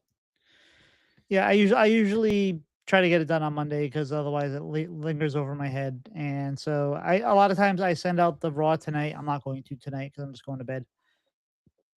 And then I get home from work, and the first thing I do is I edit the podcast, I edit the VOD, and go from there. Nice. All right, let's take it easy, man. Thank you. Appreciate you. We have to have you on for a deck builder episode pretty soon. Like we have to try to get maybe like you and Edel together or something, or maybe you and Jean Bray. Oh, that'd be cool. I'd love that. But I appreciate you filling in for Pylet, and obviously we'll have you on again soon. And I hope that the war ends so that you and Zachary can get back at actual fun things. Not holding my breath on that one, Tito. No, neither am I. But it is what it is. All right. That is Have a what good it night. is. All right.